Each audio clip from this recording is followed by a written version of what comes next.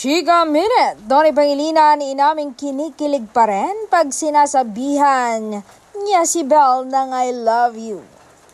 Sabi niya, yes, kinikilig ako ng sobra pag sinasabihan niya ako ng I love you. Pero pag sinasabihan ko rin siya ng I love you, alam mo yon, mas kinikilig pa ako sa kanya at nahihiya rin ng konti.